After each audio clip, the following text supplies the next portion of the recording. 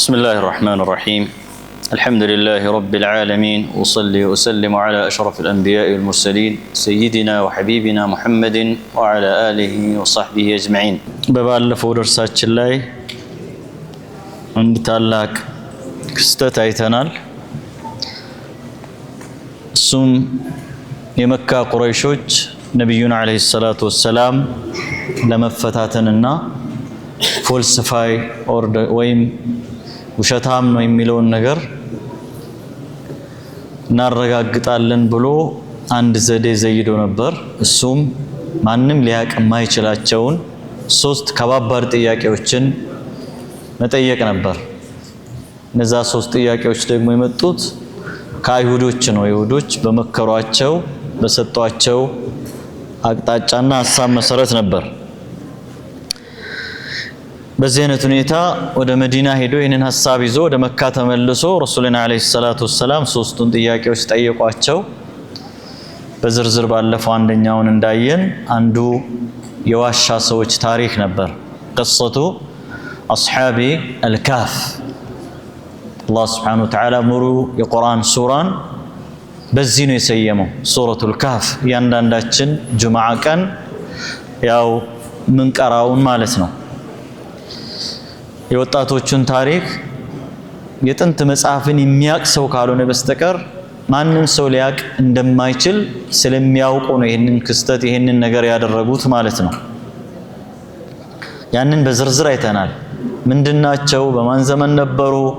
መጨረሻቸው ምንድነው? ይሄ ነው የሚለውን ነገር አየን። ሁለተኛ የጠየቋቸው ጥያቄ ደግሞ ዛሬ እናያለን። እሱ ደግሞ ምንድነው? አንድ ረሐል የሆነ ሰው አለ፣ ተጓዥ የሆነ ሰው አለ። ስለዚህ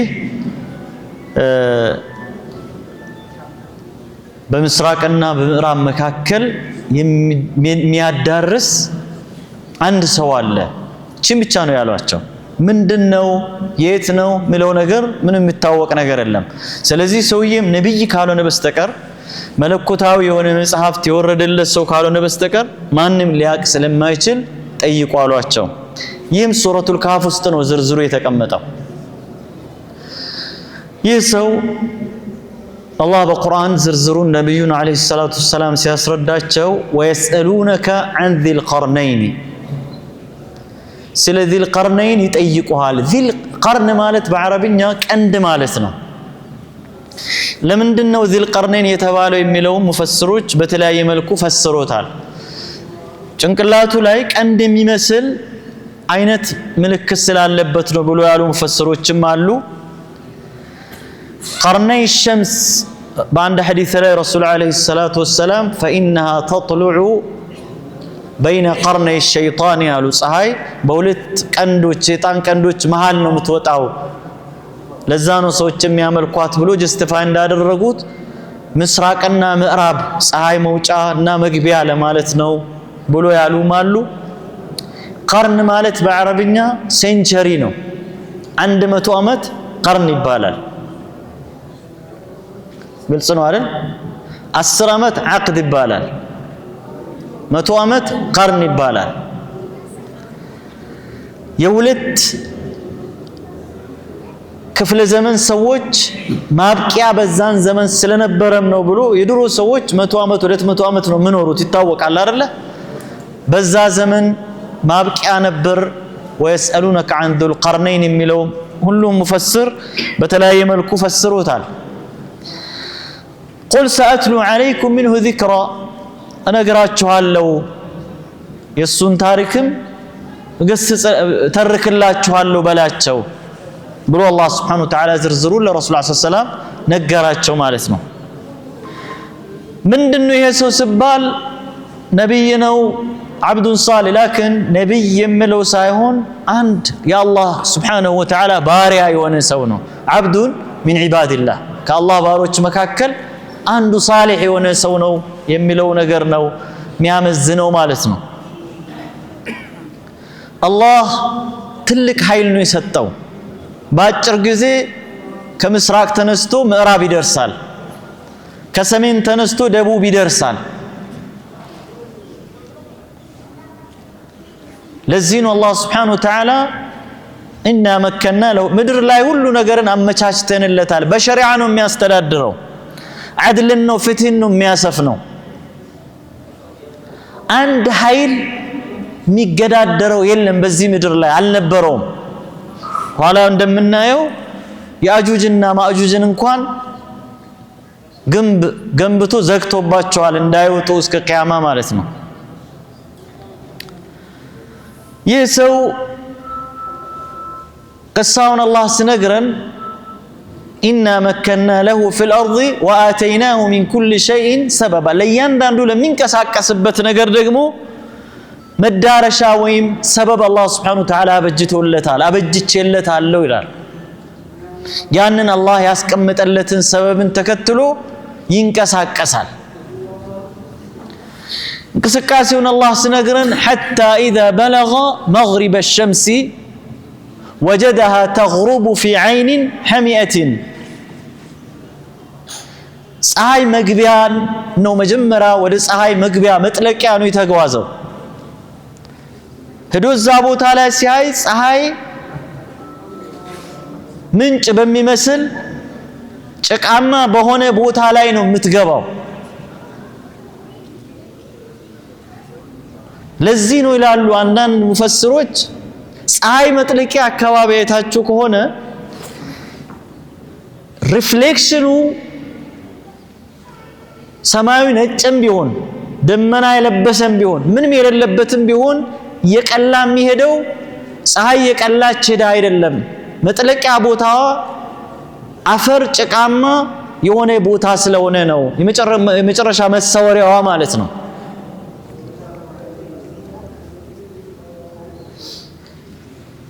ووجد عندها قوما ይላል እዛ ቦታ ደግሞ ፀሐይ መጥለቂያ አካባቢ የሚኖሩ ሰዎች አሉ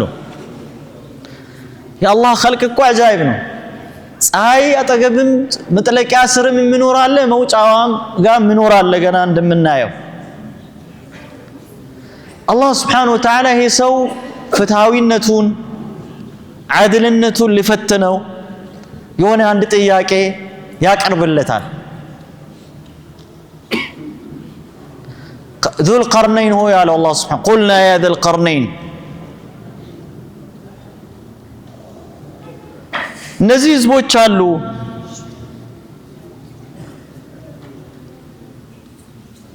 እነዚህ ህዝቦችን ምንድነው የምታደርጋቸው ብሎ አላህ Subhanahu Wa Ta'ala ሲጠይቀው ቆም ብሎ አሰበና እጅግ ፍትሃዊና ሚዛናዊ የሆነ ምላሽ ሰጠ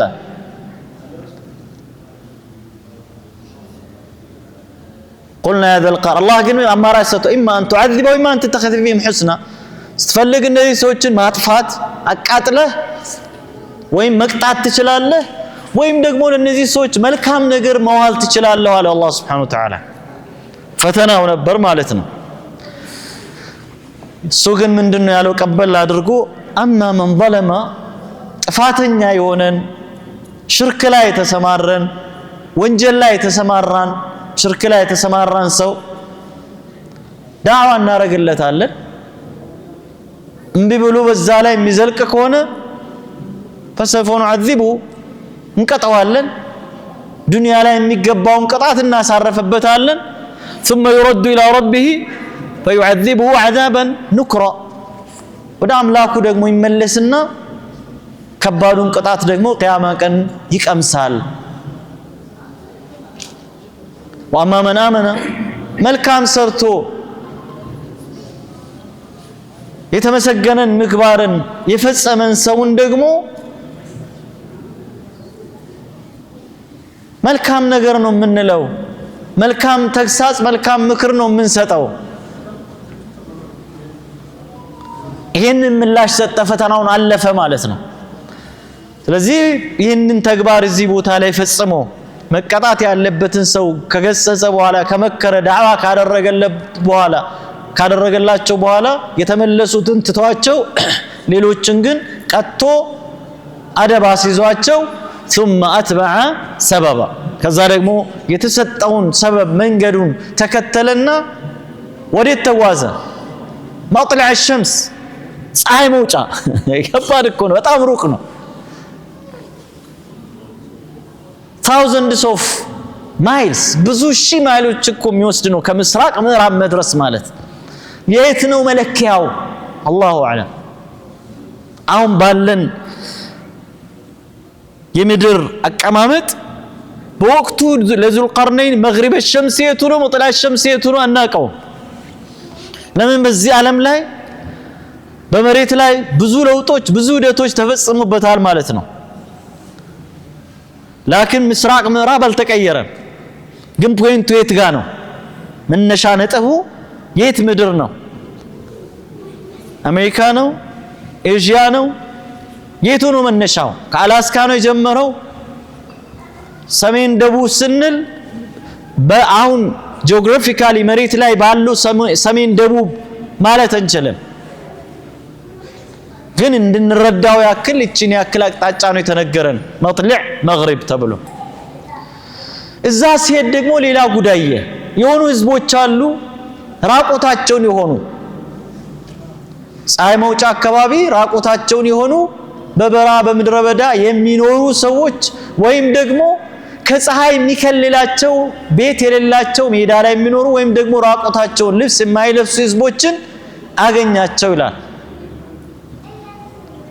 በዚህ አይነት ሁኔታ አላህ Subhanahu Wa Ta'ala ዕውቀቱን አጎናጸፍ ነው እዛም ሄዶ እንደተለመደው መልካም ምክሩን ለግሶ ሰዎች ወደ አላህ እንዲመለሱ አድርጎ ተንቀሳቀሰ ይላል እዛም አይቆምም ሰዩ ምድርን ጫፍ እስከ ጫፍ ነው የሚረግጠው ፍትህን ነው የሚያሰፍነው በአላህ Subhanahu Wa Ta'ala ሸሪዓኖችን ምድር የሚገዛው ሌሎች ሰዎች ይሄንን ሰው በሌላ ስያሜ ሊሰጡት ይሞክራሉ አሌክሳንደር ዘ ግሬት ብሎ ይሰጡታል የመቄዶንያው አሌክሳንደር ዘ ግሬት ይሄኛው ከሱ ጋር በፍጹም የሚገናኝም አይደለም ያ ምናልባት የተወሰነን እስከ ግብጽ ድረስ መጥቶ ተቆጣጥሯል ከዛ በኋላ መቄዶንያ ድረስ ሴንተሩን አድርጎ ተንቀሳቅሷል ዓለምን በሙሉ ግን አላዳረሰም ነበር ይሄኛው ግን ዓለምን በሙሉ ነው ያዳረሰው አሁንም እንቅስቃሴ ያደረገና حتى اذا بلغ بين السدين ሁለት ተራሮች የሚጋጠሙበት ግድብ በሚመስል ቦታ በዚህ በኩል እንዲህ ተራራ በዚህ በኩል ተራራ እንዲህ መሃሉ ደግሞ ሸለቆ የሆነ ቦታ ደረሰ እዛ አካባቢ ከግድቡ በውስጥ በኩል ሌሎች ፍጡሮች ናቸው ያሉት በወዲህ በኩል ደግሞ ሰው ልጆች ናቸው ያሉት በዛ ሳይድ ያሉት ያጁጅና ማጁጅ የሚባሉ ናቸው ያጁጅና ማጁጅ ምንድናቸው ቅሳው በጣም ረጅም ነው አላህ Subhanahu Wa Ta'ala ከፈጠራቸው ፍጥረታት ያጁጅ ማጁጅ ወንድና ሴት ነው የስያሜ ተብሎም ተተርጉመዋል እሱም ሌላ ቅሳ ነው ረጅም ዛውስ ከገባን አንመጣም በዚህ ይመጡና እነዚህ ሰዎችን እየበሉ ሰው እየበሉ ንብረቶቻቸውን እያጠፉ ይመለሳሉ እዛ ሲደርስ ይሄንን ሰው ኃያልነቱን ሲያዩ ጥያቄ ያቀረቡለት እነዚህ ሰዎች ማለት ነው በዚህ በግንቡ ወይም ደግሞ በሁለቱ ተራሮች በወዲህ በኩል ያሉት ማለት ነው قالوا يا ذا القرنين إن يأجوج ومأجوج مفسدون في الأرض فهل نجعل لك خرجا ያጁጅና ማጁጅ ምድርን ያጠፉ ያበላሹ ጠንቅ ሆኖብናል እባክህን የሆነ ነገር እንክፈልህ በእኛና በእነሱ መካከል ግርዶሽ ስራልን ጋርደን ከነዚህ ሰዎች ጋር እነዚህ ሰዎች ያኖሩን አይደለም ብሎ ذو القرنين ተማጸኑት ከዛ በኋላ እናንተ የምትሰጡኝማ ምንም አይደለችም አላቸው አምላኬ ለኔ ብዙ ነገር አመቻችቶልኛል ማመከኒ في ربي خير እናንተ ከምትሰጡኝ ጌታዬ አደላድሎኛል እሱ ይበልጥብኛል እናንተ ግን በጉልበታችሁ እርዱኝ አላቸው በእናንተና በእነዚህ ሰዎች መካከል ግንብ ሰራላችኋለሁ ወደ እናንተ እንዳይወጡ አረግላችኋለሁ አላቸው አስቡት ሁለት ተራሮች መሃል ያለን ክፍት ቦታን መዝጋት እንዴት ነው ሊዘጋ ያሰበው? አቱኒ ዙበር አልሐዲድ አላቸው። የብረት ቁርጥራጮችን አምጡልኝ ከየሰፈሩ ከየቦታው። ከዛ በኋላ ብረትን በብረት ላይ መከመር ጀመረ። ብረት ያመጡለታል፣ ይቆረጣል። በተራራው ልክ ብረቱን ይከምረዋል። ሐታ ኢዛ ሳዋ በይነ الصدفين እነዚህ ሁለቱ መጋጠሚያ ቦታዎችን ሄዶ ላይ ድረስ ሙሉውን እስኪዘጋ ድረስ ብረቱን ደረደረው ማለት ነው። እነዚህ የተቀመጡ ብረቶች በምን ይጣበቁ? ዝም ብሎ ብረት መደርደር ምን ትርጉም አለው? ሊሾልኩ ይችላሉ፣ ጎትቶ ሊንዱት ይችላሉ። ከዛ በኋላ መዳብ ሰብስቡ አላቸው። ከብረት ደግሞ ለየት ያለ የሚቀልጥ መዳብ ሰብስቡ አላቸው፣ ከምሩ አላቸው። ከዛ በኋላ እሳት አንድዱበት፣ አቅልጡት፣ አቀለጡት። ከዛ ተቀልጦ ሙሉ በሙሉ ፍሳሽ ሲሆን ያ መዳብ እዛ የተከመረው ብረት ላይ ጨመረው ማለት ነው። ምን ሆነ? ብረቶቹ እንዲጣበቁ አደረገ ማለት ነው። ስለዚህ خلاص قطر ማለት የቀለጠ ብረት ነው። አቱኒ افرغ عليه قطرا خلاص እዛ አላህ ምን ይላል? فما استطاعوا ان يظهروه وما استطاعوا له نقبا ላይ ወጥቶም ግንቡ ላይ ተንጠልጥሎ ላይ ወጥቶ በውረድም የሚችሉበት ተጨባጭ የለም። በስቶትም ለመውጣት የሚችሉበት ተጨባጭ የለም።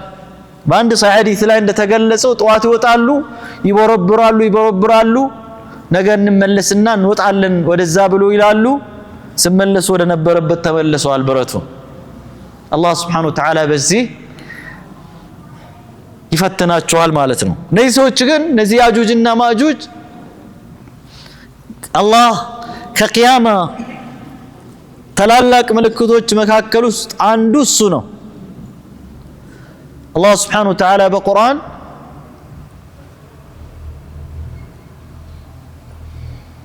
ይህንን በትክክል ይነግረናል። حتى إذا فتحت يأجوج ومأجوج وهم من كل حدب ينسلون واقترب الوعد الحق إلى الله سبحانه وتعالى كل وقت أجانو مفسوتنا ياغنيوتن بمولو يጨርሳሉ። አንድ ነገር አይቀራቸውም። ሰው ልጅ፣ አዝርዕት፣ ውሃ፣ እንስሳት ያገኙትን በሙሉ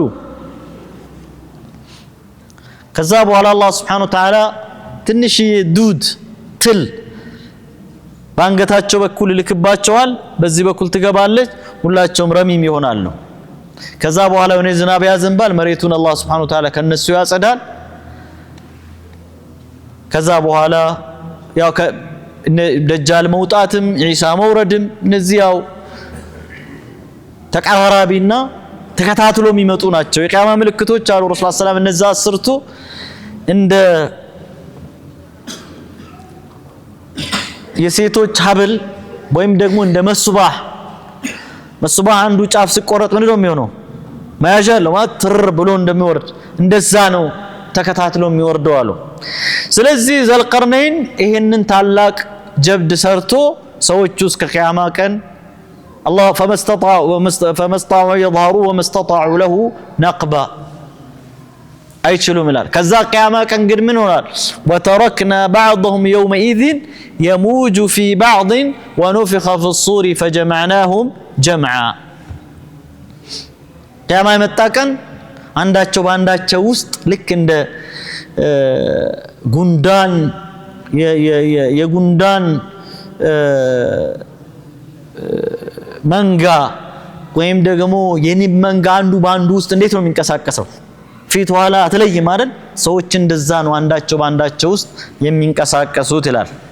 ኢዘን ይህን ቅሳ አላህ ለነብዩ አለይሂ ሰላቱ ወሰላም ባይነግራቸው ማንም ሰው ሊያቅ አይችልም።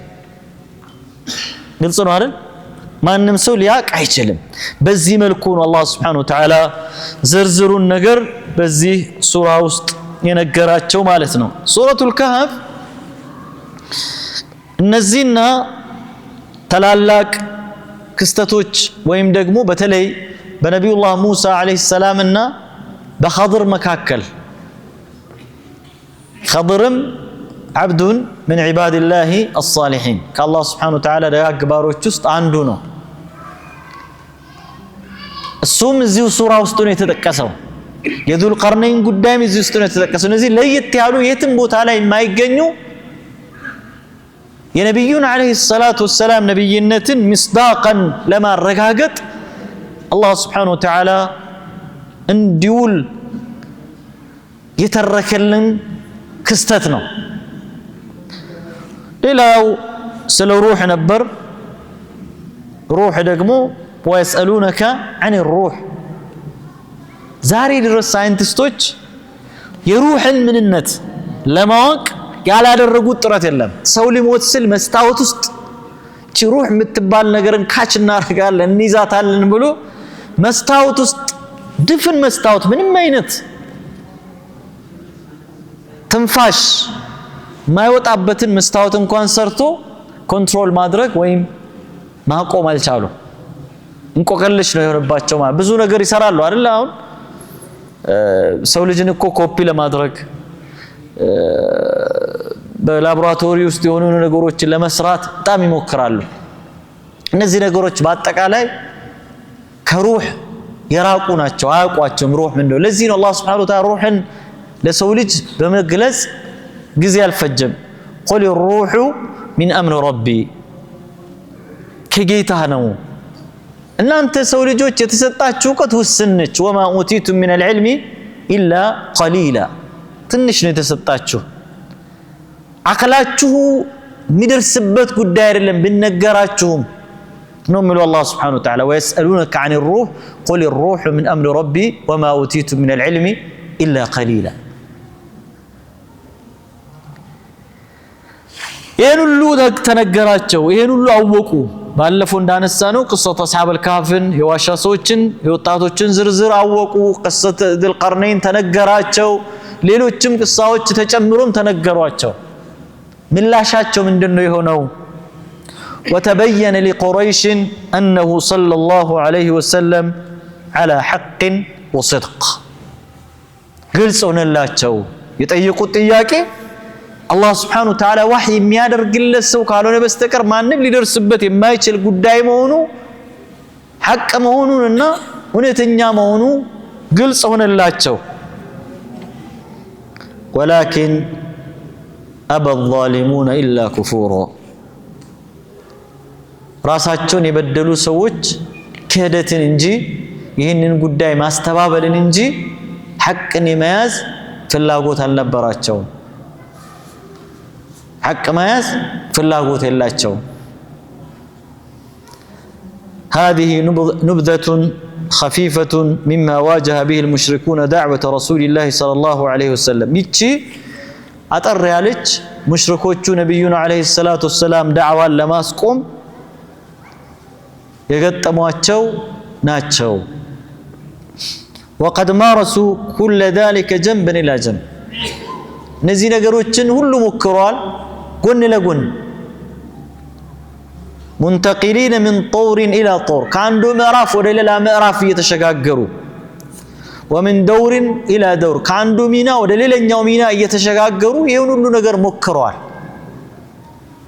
فمن شدة إلى لين አንዳንድ ጊዜ በጣም አክርሮ ነብዩን አለይሂ ሰላቱ ሰላም ለማጥፋት እርምጃ ለመውሰድ እንቀሳቀሳሉ።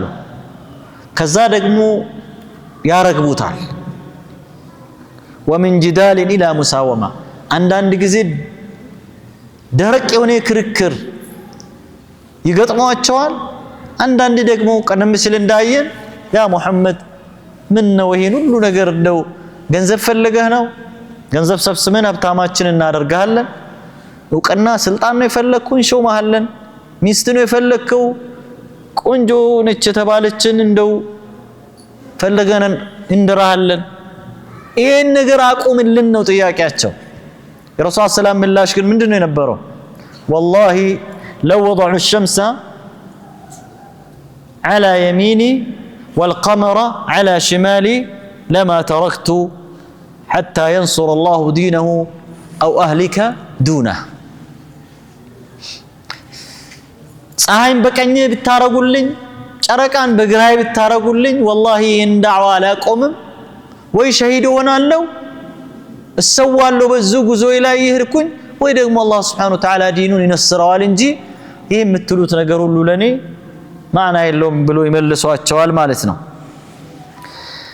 አንዳንዴ ይመጡና ረሱል ሰላምን ተህዲድ ያረጓቸዋል አንዳንዴ ደግሞ መተው ያባብሏቸዋል አንዳንድ ጊዜ ይግላሉ አንዳንዴ ይወርድላቸዋል አንዳንዴ ይከራከሯቸዋል አንዳንዴ ደግሞ መተው ይለማመጧቸዋል አንዴ እርምጃ ለመውሰድ ወደፊት ይላሉ አንዴ ወደ ኋላ ይላሉ لا يقر لهم قرار በአንድ አቋም ላይ የሚጸኑ ሰዎች አይደሉም አንዳንድ ጊዜ ለመሸሽም አይደንቃቸውም ሸሽቶም ጥሎም ይሄዳሉ ግን አያስችላቸውም ደግሞ ተመልሶ ይመጣሉ ማለት ነው وكان الغرض من كل ذلك هو إحباط الدعوة الإسلامية اسلاماوي دعوة حقا ما كلاشت ما ጨናገፍ ነው አላማቸው ይሄ ሁሉ ጥረታቸው ማለት ነው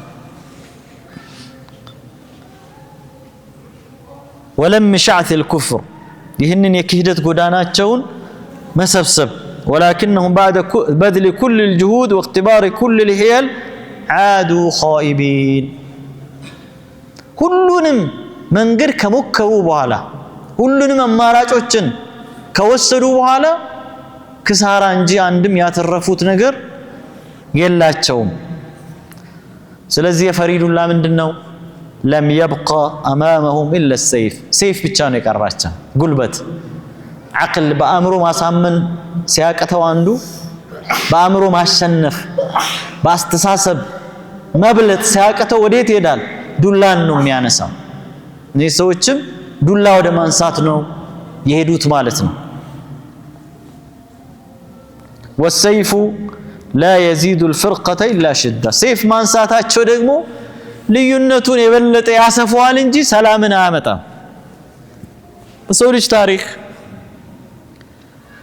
በጦርነት የተደረጉ ነገሮች ድል እንኳን ቢያስገኙ ለጊዜው መልሶ ግን ሌላ ቁርሾን መውለዳቸው አይቀርም ማለት ነው በተለይ በባጥል ላይ በግፍ ላይ ኢፍትሃዊ በሆነ ነገር ላይ ስትመሰረት الله سبحانه وتعالى كظالم ጋር ከበዳይ ጋር አይቆምም ولا ينتج الا عن تناحر يستأصل الشأفة فاحتاروا ماذا يفعلون سيف ማንሳታቸው ደግሞ የበለጠ እርስ በርሳቸውን የሚያለያይ የሚያባላቸው ሆኖ አገኙ የሚያረጉት ነገር ሁሉ ግራ ገባቸው ማለት ነው ለምን ረሱል አለይሂ ሰላቱ ወሰለም ከነሱ እርምጃ ባስተሳሰብ በሚያቀርቧቸው ነገሮች ብዙ እርምጃ ነው ወደፊት የሚሄዱት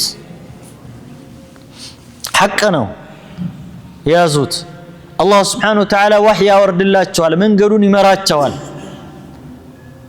እሳቸው ላይ ፐርሰናሊ የሚደርስ ነገር ደግሞ ብዙ አያጅባቸው ገና ወደፊት ብዙ እንደምናየው ሲደበደቡ ስማቸው ሲጠፋም በጣም ዘግናኝ አሳፋሪ ነገር እንኳን ሲፈጸምባቸው ለአላህ Subhanahu Wa Ta'ala ነው ነገሩን የሚተውት ወደ አላህ Subhanahu Wa Ta'ala ነው የሚመልሱት ማለት ነው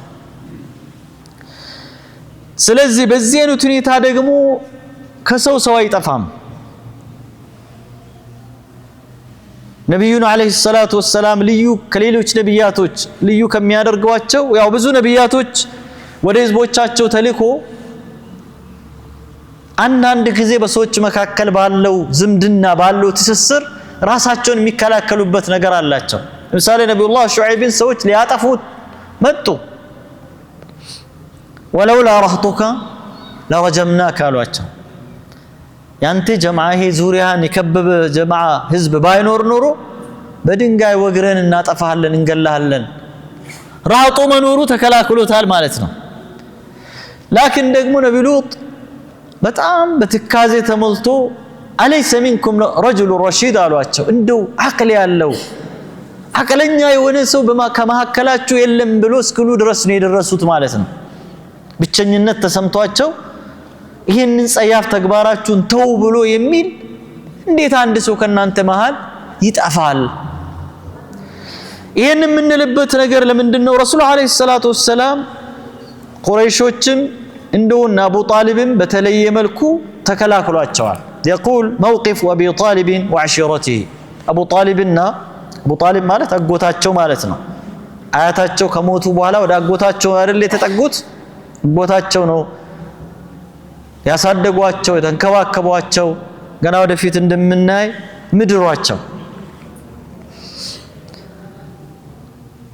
አቡ ጣሊብ ጋር መጡና ያ ሙሐመድ ይሄን ልጅህን ስጠን፣ በሱ ምትክ ደግሞ ከኛ መካከል ጠንካራ ሊከላከልህ የሚችልን ጋሻ መከታ የሚሆንህን ሰው ውሰድ ከኛ መሃል።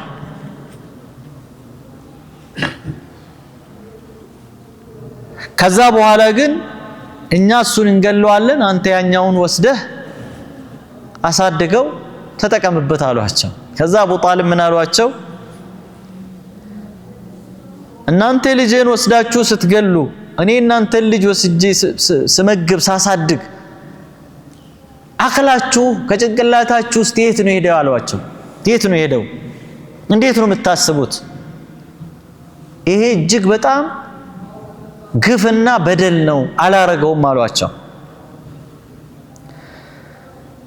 أما أبو طالب فإنه لما واجه مطالبة قريش بتسليم النبي صلى الله عليه وسلم لهم ليقتلوه يقولوا تياكي سيقربوا ثم رأى كذابوا على الساتشو يعني من لاش تساتواتشو أبو طالب انتتو يدبك سيرا جمروا رسول الله صلى الله عليه وسلم لما يقدل من كساكس جمروا قد تتا رسول الله صلى الله عليه وسلم እንዳይገሏቸው የከለከላቸው ምንድነው ካለን ይህ ማህበረሰብ በጎሳ አመራር ነው የሚተዳደረው። የፈለገውን ያክል ነብዩን ቢቃወሟቸው ባስተሳሰብ ቢለዩዋቸው ወገናችን ነው ማንም ሰው ሊነካው አይገባውም ብሎ የሚያስቡ በኑ ሃሽሞች አሉ። ከሌሎቹ አረብ ጎሳዎች የተለዩ ማለት ነው። ስለዚህ አንድ ነገር ነብዩ ሰለላሁ ዐለይሂ ወሰለም ላይ ቢደርስ መተላለቅ ነው የሚመጣው። ሁሉም እቺን ይፈራታል። ለዚህ ነው ወደ ድርድር የሚመጡት። ወደ አቡ ጣሊብ በዚህ መልኩ ከዚህ በፊትም ባየናቸው ሁኔታዎች ነብዩ ሰለላሁ ዐለይሂ ወሰለም ከጫወታው ከዳዕዋ ሜዳ ከእስላም ጥሪ ሲስተሚክ በሆነ መልኩ ወይም ነጥሎ ወይም በጋራ ሁላቸውም አንድ ላይ ሆኖ አቋም ይዞ ካልሆነ በስተቀር የሆነ አካል ብቻ እሳቸው ላይ እርምጃ የሚወስድ ከሆነ ተጠያቂነቱ ወይም ደግሞ ኮንሲኩዌንሱ ከባድ ነው የሚሆነው ውጤቱ ማለት ነው። ከዛ በኋላ አቡ ጣሊብ እንቅስቃሴያቸውን አዩና ثم رأى في تحركاتهم وتصرفاتهم عندنا تكباروቻቸው ما يؤكد أنهم يريدون قتله وإخفار ذمته مثل ما فعله عقبة بن أبي معيط وأبو جهل بن هشام وعمر بن الخطاب جمع بني هاشم وبني المطلب نيسوج يجل انكسكاسي ያደረጉ እንደሆኑ ከአቡ ጣሊብ ጋር የገቡትን ቃል ኪዳናቸውን ለማፍረስ እየተንቀሳቀሱ እንደሆኑ ኢኽፋር الذمة ማለት ቃል ኪዳን ማፍረስ የገቡትን ስምምነትን መብላት ማለት ነው። ወደዛ እየሄዱ መሆናቸውን ከእንቅስቃሴዎቻቸው ተረዱ አቡ ጣሊብ። ከዚህ በፊት ያው የተለያዩ ሙከራዎች የተናጠል ሙከራዎች እንደተደረጉ ሁሉ ለምሳሌ ዑቅባ ብን አቢ ሙዓይጥ ረሱል ሰለላሁ ለመግደል ያደረገው ሙከራ፣ አቡ ጀሃል ያንን ማንሳት የሚያቀተውን ድንጋይ እንደምንም ተሸክሞት መጥቶ መላእክት በመሃል ገብቶ እንደጠበቃቸው በሱ ቤት ግን ጭንቅላታቸውን ስጁድ ላይ እንዳሉ መደፍጠጥ ነበር ያሰበው። ያንን ሲያዩ የዑመር ኢብኑ ኸጣብን እንቅስቃሴ የተናጠል እንቅስቃሴ ከመስለሙ በፊት ያንን ሲያዩ አንዳንድ ሰዎች በሐማቃ ዛኢዳ በጣም ልክ ባለፈ ጅልነት ሞኝነት የጅል እርምጃ ሊወስዱ እንደሚችሉ ሲገባቸው ጀመዐ በኒ ሃሽም ወበኒ አልሙጠሊብ በኑ ሃሽምና በኑ አልሙጠሊብን ለብቻ ስብሰባ ጠሩ አቡ ጣሊብ ከዛ በኋላ ودعاهم إلى القيام بحفظ النبي صلى الله عليه وسلم فأجابوه إلى ذلك كلهم مسلمهم وكافرهم እናንተ ወንድሞቼ አጎቶቼ ልጆቼ የሙጠሊብና የሃሽም ልጆች አሏቸው እንደማየው እንደሚገባኝ እነዚህ ሰዎች ይህንን ልጅ ለመግደል ይህንን ሰው ለመግደል እየተንቀሳቀሱ ነው ስለዚህ እሱን የመጠበቅ ኃላፊነት የሁላችንም ነው አሏቸው የጠሯቸው ግን ሙስሊሞችም ኩፍር ላይ ያሉ ሰዎችም ጨምራሉ ቅድም ያልኳችሁን ልብ በሉ ሁላቸውም በአንድ ድምጽ ኩፍር ላይ ያሉትም የሰለሙ ሰዎችም አንድ ሰው እስቲንካው ነው ያሉት በአንድ አቋም እዚህ በዙሪያ ሰው መኖር ማህበረሰብ የሚባለው ጎሳ የሚባለው ነገር ለመልካም ሲውል እንዲህ አይነት ቦታ ላይ ነው የሚውለው ማለት ነው ቢያንስ በሐሳብ ብትለይ ወገንን አሳልፈ ያለ መስጠት ክብር ነው ሙሩዓ ነው የሚባለው ይሄ حمية للجوار العربي وتعاقدوا وتعاهدوا عليه عند الكعبة كدين انصار አይደለም ከጎሰኝነታቸው ደማችን ነው አካላችን ነው እንዴት ማን ነው የሚነካው ይለይ ከኛ በሐሳብ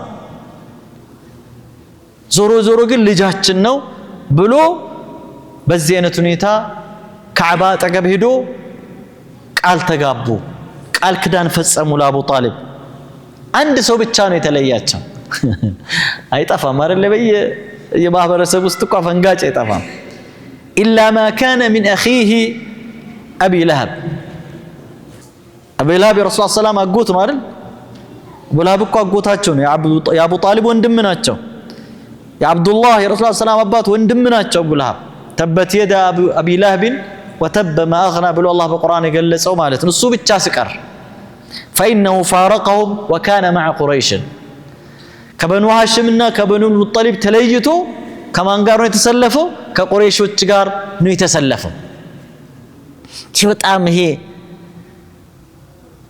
አንዳንድ ጊዜ ጥላቻ አይንህን ሲሸፍን ቀልብህን ሲሸፍነው ከሰውነት ስትወጣ ከአዕራፍ ከዘሊማት ስትወጣ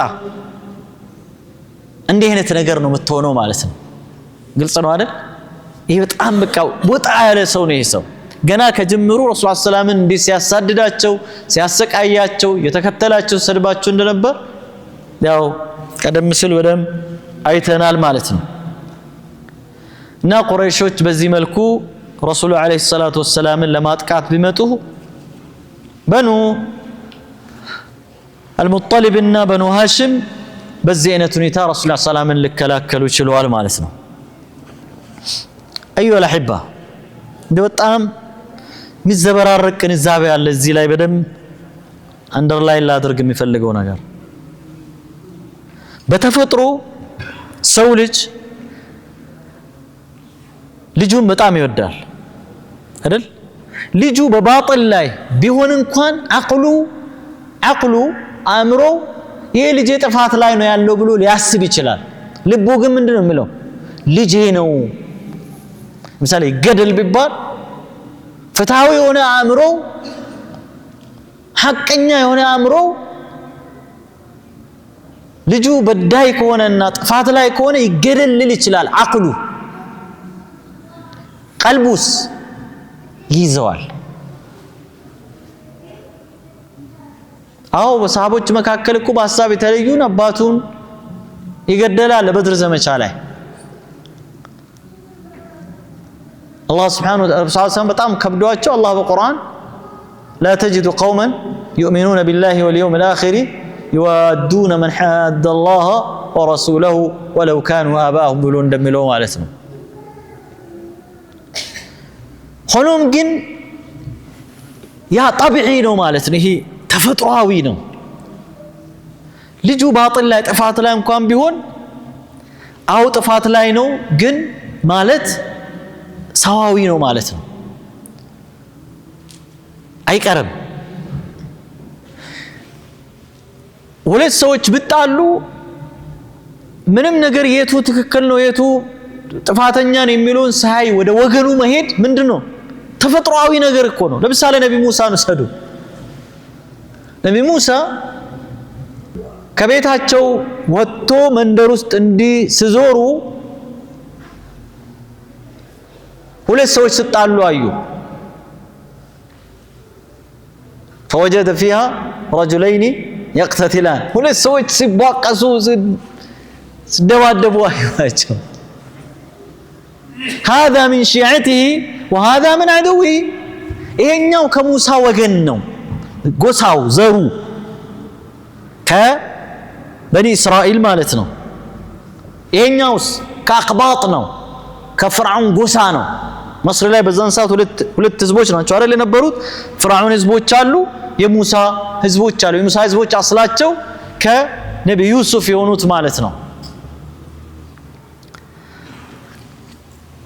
فوكزه موسى በዚህን ጊዜ ሙሳን ሲያይ ይሄ ጎሳው ተማጸነው የረገደለኝ እኮ ረባክህን እንዴ ብሎ ስለው فوكزه موسى መጥቶ ጥፋተኛ ነህ ልክ ነህ ማን አጠፋብህ ብሎ አልመረመረውም አንድ ሙፈስር በጣም በዚህ ላይ ዲቴል ገብቶ ያወራው አለኝ ጉዳይ በጣም ያስቀኛል ሙሳ መጣና فوكزه موسى فقضى عليه በቦክስ ሙሳ ጉልበቴ ሙሳ ጅማ ነችሏል አለውና ቱ ሞተ ሰውዬ ሙሳ ተጸጸቱ قال رب إني ظلمت نفسي فاغفر لي فغفر له إنه هو الغفور الرحيم አጥፍቻለሁኝ ማጣራት ምን ማለት ይሄ ተፈጥሯዊ ነገር ነው ማለት ነው በቃ እንትን ነገር አይደለም አንዳንድ ጊዜ ይሄ በወንድም በጎሳ መካከልም እንደዚህ ነው ሁለት ጎሳዎች ሲጣሉ የመጀመሪያው ሄዶ ብዙ ጊዜ አቅል ያለው ሰው ነፍስያውን የሚቆጣጠር ሰው ነው ቆሞ ቆዩ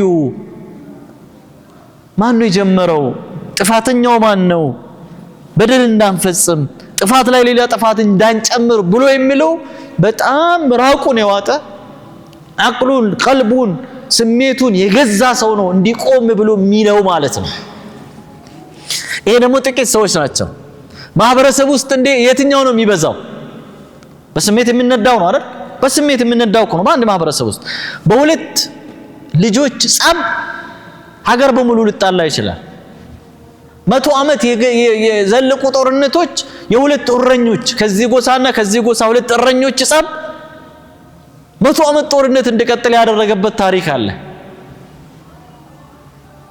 ስለዚህ ይሄ የሚኮነን አይደለም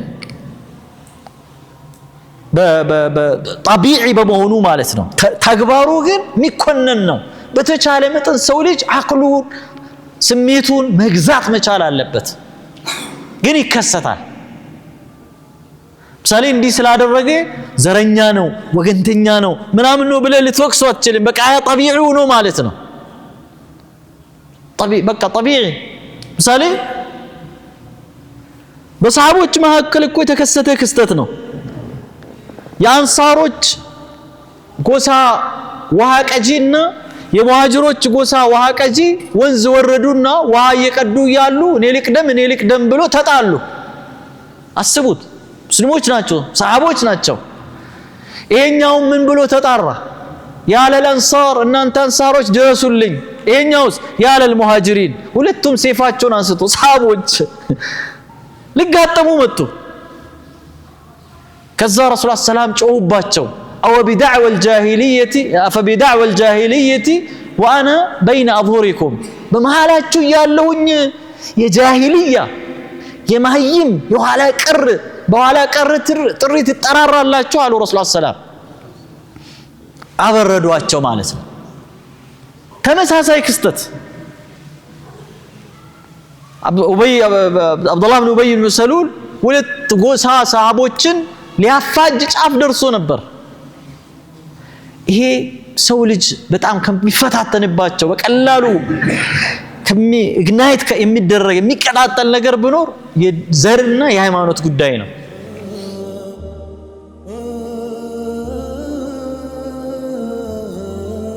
እና እንደዚህ አይነት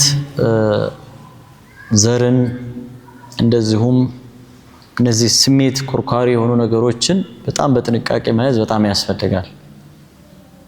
ለመልካም ሲሆን መልካም ነው።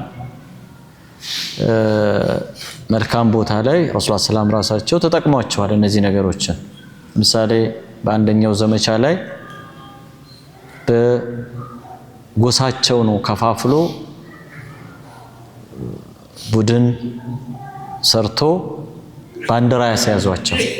ምን እንዲሉ ነው? እሌ ውስጥ እንዲገቡ ነው። እንዴ በእኛ በኩል ጠላት እኮ ከገባ በቃ ተወቃሽ ነን ሁሉ ጊዜ እያለ እያንዳንዱ በወኔ በሞራል ያንን የተሰጠውን ኃላፊነት እንዲወጣ ለማድረግ ማለት ነው።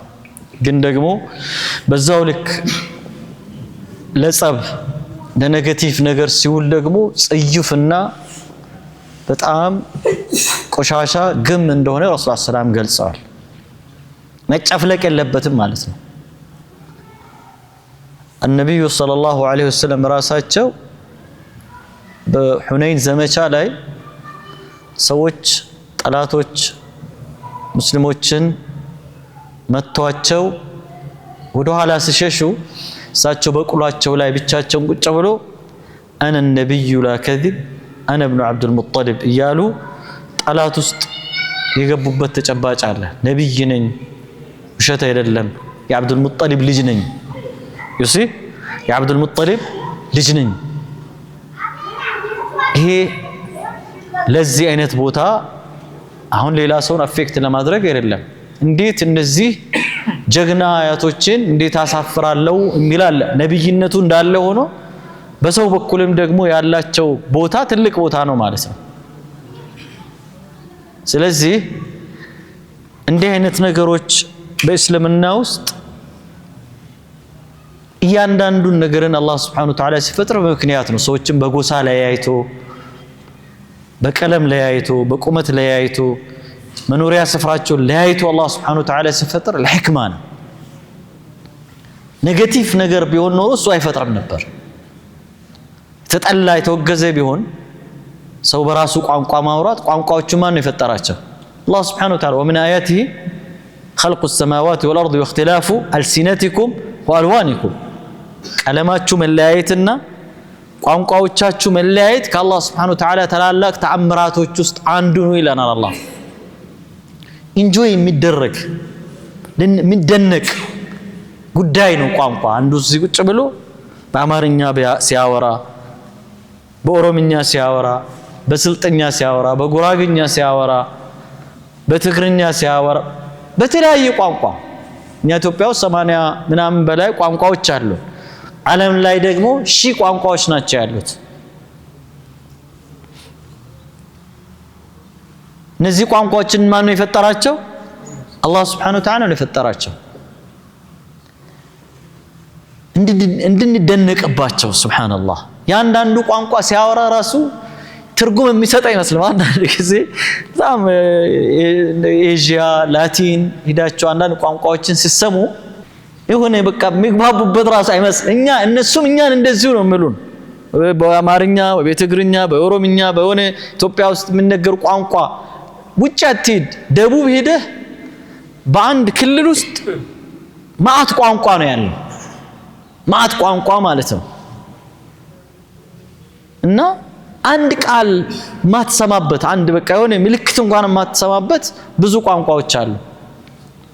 ይሄ ምታደንቀው ሱብሃንአላህ። እነዚህ ቋንቋዎችን እንዲህ አድርጎ የፈጠረው ማን ነው? አላህ Subhanahu Wa Ta'ala ነው። ኃያልነቱን ምታደንቅበት ጉዳይ ነው።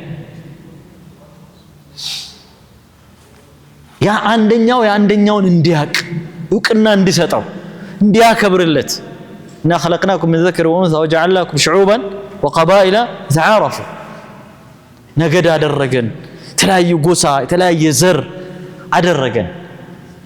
ኔጌቲቭ ነገር የለም። ይሄ በራሱ መጥፎ ነገር አይደለም። መጥፎ የሚሆነው እሱ ላይ የሚሳፍረው አስተሳሰብ ነው። እሱ የሚለካበት የሚታይበት አገልግሎት ላይ የሚውልበት ወይ ነው ፖዚቲቭም ኔጌቲቭም የሚያደርገው ማለት ነው። መጥፎም ጥሩም የሚያደርገው እኛንን የምናበላሸው። ስለዚህ ምን መሆን ይፈልጋል? ነገሮችን ከፍ ብሎ ማለት ይፈልጋል። ለምንድን ነው አንተ እዚህ ቁጭ ብሎ ትግርኛ ሲያወራ አንተ ለምሳሌ ኦሮሞ ሆነ አጠገቡ ቁጭ ብሎ በትግርኛ ሲያወራ ያማኝ ነው ብለህ ማሰብ ለምን ታስባለህ? ወይ አማርኛ ኦሮምኛ የሚያወራው ሲያ አንዱ ቁጭ ብሎ አማርኛ ሲያወራ ለምን ነው ገና ከጅምሩ አቅሉ ላይ ኔጌቲቭ ነገር የሚመጣው? ስለሱ ያወሩ ወይም ደግሞ ያሙ ወይ ለምን? ቋንቋውን አላህ የሰጠው ነው ኤክሰርሳይዝ ያደረገው ያለው። ሸሪዓ አደብ አስቀምጧል። ሶስት ሰዎች ካሉ ሁለቱ ለብቻ ሆኖ ሰውየው በማይረዳ ቋንቋ ማውራት የለባቸው። ምን ሸክ ውስጥ ስለሚገባ አራት ቢሆኑስ ሁለቱ ተቀምጠው ሁለቱ ለብቻ ቢያወሩ ችግር የለውም ማለት ነው። አስሉ ምንድነው? በመልካምነት ማየት ነው የሚያስፈልገው ማለት ነው። ስለዚህ በፍጹም ይሄን ቋንቋ መስማት የለብኝም ካለ አንድ ሰው አንዱን ቋንቋ ለይቶ ይሰው ከአላህ ጋር ነው እየተጣላ ያለው። ቋንቋው ማን ነው የፈጠረው? አላህ Subhanahu Wa Ta'ala ነው የፈጠረው። ይሄንን ቀለም ማየት አልፈልግም ብላ አንድ ሰው واختلاف ألسنتكم وألوانكم لون ማለት ከለር ነው። ከለራቸው አንዱ ቀይ ነው፣ አንዱ ጥቁር ነው፣ አንዱ ነጭ ነው፣ አንዱ ጠይም ነው፣ አንዱ እንደዚህ ነው። ዓለም ላይ አሁን ብትሄዱ ማአት አይነት ከለር ነው ያለው ሰው ልጅ። ይሄንን አላህ Subhanahu Wa Ta'ala በተአምሩ እንድንማርበት እንድንገስጽበት ነው የፈጠረው። ለምን ኔጌቲቪቲ ታየዋለህ? ያውራ በቋንቋው አቅሉ ነው የሚያበላሸው። ስለዚህ ኦሮምኛ ያወራ ስለሆነ የሰውዬ በቃ የሆነ ዘረኛ፣ ትግርኛ ሲያወራ የሆነ እንደዚህ፣ አማርኛ ሲያወራ የሰውዬ እንደዚህ ለምን ትላለህ? አረብኛ ቢያወራ እኮ አትልም አይደል? አረብኛ ቢያወራ በእንግሊዝኛ ቢያወራ ያማኝ ነው ብሎ እኮ አጠረጠረን አይደል? ያ ኔጌቲቭ ነገር እኮ አይመጣም። ይሄ ምን ፈጥሮታል ማለት ነው? ኢንቫይሮንመንቱ፣ ፖለቲካው የሆነ ነገር ነው እንጂ የፈጠረው ቻይኖች እዚህ ቁጭ ብሎ ይፈልጉትን ቢያወሩ እንደው በቃ ትስቃለህ ቁጭ ብለህ ደስ ይልሃል። የሆነ አዲስ ነገር እየሰማ እንደሆነ ሚውዚካሊ ነው የምታስበው እንጂ በኔጌቲቭ። እኛ ግን ሲሆን ለምን ነው እሱ ራሱ እኮ ሴንሲቲቪቲው ሁሉም ጋር አይደለም። ለምሳሌ ዳሰነች ታውቃላችሁ፣ ደቡብ ኦሞ አካባቢ የሚኖሩ ሰዎች አሉ። ራሳቸው ቋንቋ አላቸው አይደል? የሆኑ ሁለቱ እዚህ ቁጭ ብሎ ቢያወሩ ማንም አቴንሽን አይሰጣቸውም። ወይ ቋንቋ የት ነው? ምን አካባቢ ነው? ምን ጎሳ ነው ብሎ ለማወቅ ነው እንጂ የምጥረው ጥቂቶች መሃል ነው በሽታ ያለው። ኦሮምኛ፣ አማርኛ፣ ትግርኛ በተለይ እነዚህ ይሄ የፈጠረው የነበረው ፖለቲክስ የፈጠረው እንጂ ቋንቋዎቹ፣ ህዝቦቹ፣ ምኖቹ መጥፎ ሆኖ ኔጌቲቭ ሆኖ አይደለም። እኛ እንደ ሙስሊም ግን ከእንዲህ አይነት የዘቀጠና የወደቀ አስተሳሰብ ከፍ ማለት ነው ያለብን። ሰውም በጎሳው አንገመግመው፣ በቋንቋው አናየው አንገመግመው። አላህ መብታችንም አይደለም። ሰው ነው። ክሊር ግልጽ በሆነ መልኩ ይህ ሰው ይህንን ነገር ለሌላ ለኔጌቲቭ ነገር እየተጠቀመ መሆኑን ካረጋገጥክ ያን ማስቆም ደግሞ ግዴታ ነው የሚሆነው። ያለበለዚያ ግን ስላወራ ብቻ ለምን ነው የሚያምህ? ለምን ነው የሚሰማ? ለምን ነው የሆነ ውስጥህ ላይ የሚመላለሰው? ይሄ መጥፋት አለበት። በተፈጥሮ ቅድም እንዳልኳችሁ ነው መሳሳብ። አማርኛ የሚያወራው አማርኛ ከሚያወራው ጋር መሳሳብ፣ ትግርኛ የሚያወራው ትግርኛ ከሚያወራው ጋር መሳሳብ፣ ጉራጌኛ የሚያወራው ጉራጌኛ ከሚያወራው፣ ስልጥኛ የሚያወራው ስልጥኛ ከሚያወራው ጋር መሳሳብ ተፈጥሯዊ ነገር ነው። ወንጀል አይደለም በራሱ። ለኔጌቲቭ ነገር እስካዋለ ድረስ ሌላውን ለመጉዳት፣ ሌላውን ለማነወር ወይም ሌላው ላይ የሆነ ኔጌቲቭ ነገር ለማድረግ እስካላሰቡ ድረስ ተፈጥሯዊ ነገር ነው። ግልጽ ነው አይደል?